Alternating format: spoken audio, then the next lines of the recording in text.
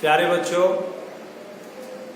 मैं इसके पहले इस पाठ में आपको पाठ 11 अद्वितीय पूर्वोत्तर भारत में आपको पहले वीडियो में हमने इस क्षेत्र की कुछ विशेषता बताई आपको कि यह क्षेत्र प्राकृतिक रूप से और सांस्कृतिक रूप से बहुत ही समृद्ध क्षेत्र है और जो अन्यत्र कहीं दुर्लभ है। और ये इसकी विशेषता है जहाँ की अनगिनत भाषाएं, अनगिनत लोग, अनगिनत संस्कृतियां यहाँ पली बढ़ी है। इस क्षेत्र ने उसको पाला पोसा है और यह क्षेत्र हमारे कई पड़ोसी देशों से घिरा हुआ है, उनकी सीमाओं से लगा हुआ है और फिर उनके साथ हमारा रिश्ता, हमारा संबंध भी यह जोड़ता है, मजबूत करता है और इसलिए यह हमारे देश का बहुत महत्वपूर्ण क्षेत्र है। और इसलिए सरकार ने भी इस क्षेत्र को विकसित करने के लिए अनेक प्रकार का परिषद और प्रयास किया है, परिषद बनाया और अनेक प्रयास किया है। तो हम बता रहे थे ये इस क्षेत्र में 7 राज्य आते हैं, जिसमें हमने बताया असम, मेघालय, नागालैंड, मिजोरम, त्रिपुरा, मणिपुर, ये सब राज्य, कुछ सिक्किम और उत्तरी बंगाल का भी कुछ हिस्सा, बंगाल का उत्तरी हिस्सा भी इसमें कुछ शामिल है इस क्षेत्र में। तो इस क्षेत्र की विशेषता आपको उस दिन बताए थे। यहाँ तक अब हम बताते हैं, एक एक करके हम समझिए कि सैर करते हैं पूर्वोत्तर क्षेत्र में इन राज्यों की। तो सबसे पहले जब हम पूर्वोत्तर क्षेत्र में प्रवेश करते हैं तो सबसे पहले आता है आसाम। तो चलिए कुछ आसाम का सैर करते हैं। यह आसाम का पूर्वोत्तर भारत का, आसाम जो है पूर्वोत्तर भारत का यह प्रवेश द्वार कहलाता है। आप जब इस क्षेत्र में जाएंगे तो पहले आसाम से होकर ही जाना होगा।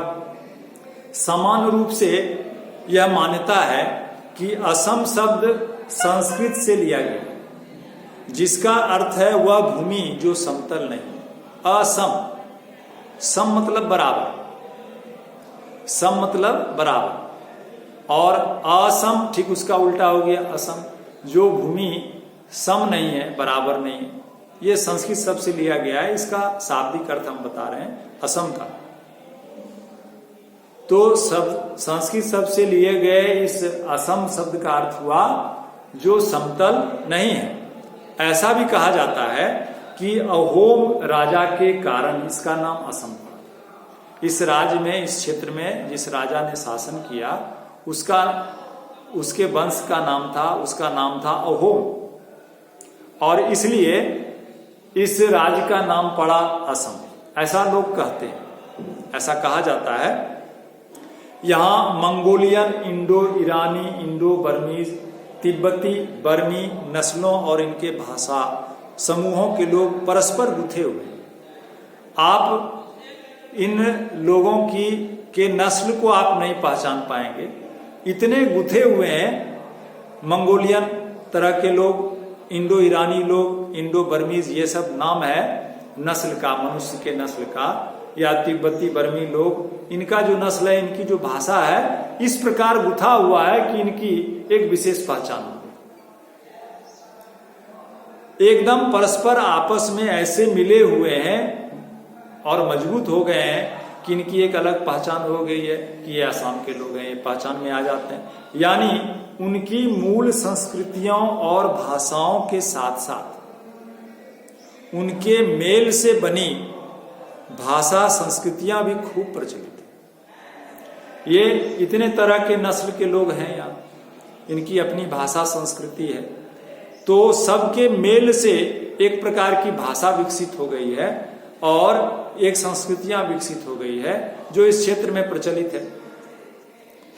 इस प्रदेश का सबसे प्रमुख नदी है ब्रह्मपुत्र। ब्रह्मपुत्र जो चाइना की तरफ से अपने देश में प्रवाहित होती है, आती है, प्रवेश करती है। तो ब्रह्मपुत्र असम की प्रमुख नदी है और विश्व का सबसे बड़ा नदी द्वीप। जब कोई नदी किसी समुद्र में जाकर मिलती है तो उसके मुहाने पर एक द्वीप बन जाता है। तो विश्व में सबसे बड़ा जो नदी द्वीप है वह माजुली उसका नाम है, जो ब्रह्मपुत्र में है। विश्व का सबसे बड़ा द्वीप माजुली जिसका नाम है, वह ब्रह्मपुत्र में ही स्थित है। ये असम की विशेषता बता रहे हैं।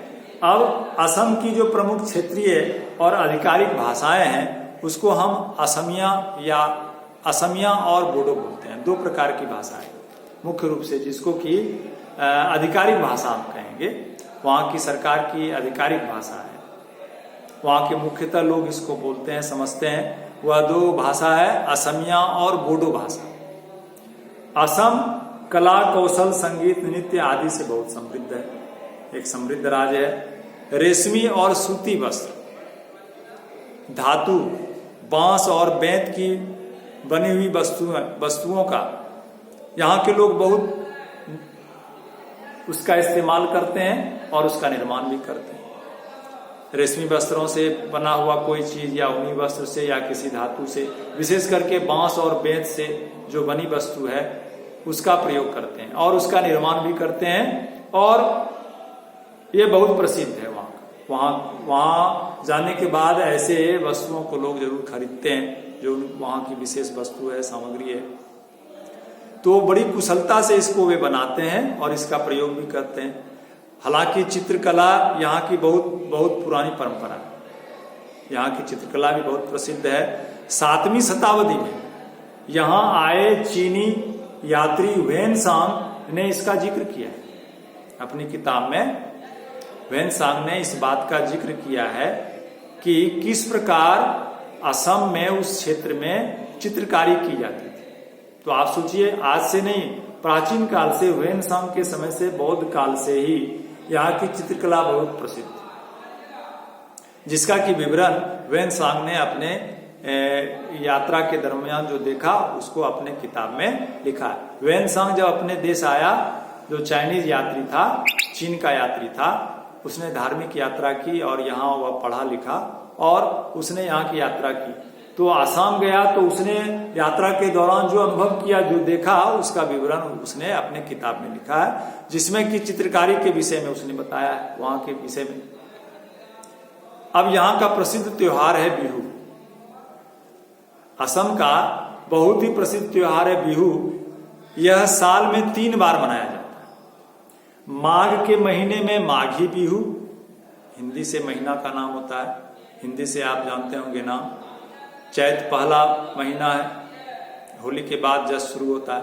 चैत, वैशाख, ज्येष्ठ, आषाढ़, सावन, भादो, आश्विन, कार्तिक, अगहन, पूस, माघ, फागुन।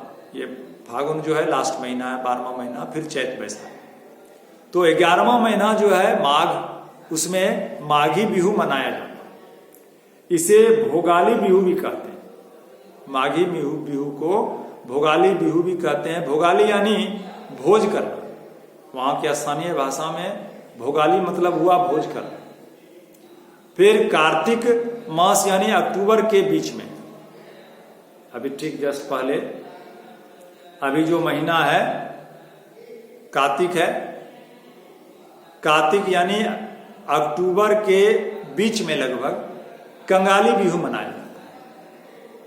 कंगाली मतलब गरीब, भोगाली बिहू मतलब भोगाली मतलब भोज करना। और कार्तिक महीने में, हिंदी महीने से कार्तिक महीने में, अक्टूबर के लगभग बीच में समझिए, कंगाली बिहू मनाया जाता है। और कंगाली यानी गरीबी। यह वह अवसर होता है जब नई फसल तैयार नहीं होती है और पुराने अनाज के भंडार खाली होते हैं, तो लोगों के पास अनाज का कुछ अभाव होता है। इसीलिए कहिए कि इसको कंगाली बिहू कहते हैं। तीसरा बिहू अप्रैल के मध्य, बोहाम यानी कि बैसाख के महीने में मनाया जाता है। इसे बोहागी या रोंगाली बिहू, रंगीन बिहू कहा जाता है। रोंगाली मतलब रंगीन, बोहागी या रंगोली बिहू कहा जाता है, जो अप्रैल के मध्य में मनाया जाता है, यानी बैसाख के समय में मनाया जाता है। इन तीनों में सबसे महत्वपूर्ण बैसाख का रोंगाली बिहू है और यह बैसाख भर चलता है, पूरा महीना चलता है। 28-30 दिन का महीना होता है हिंदी से।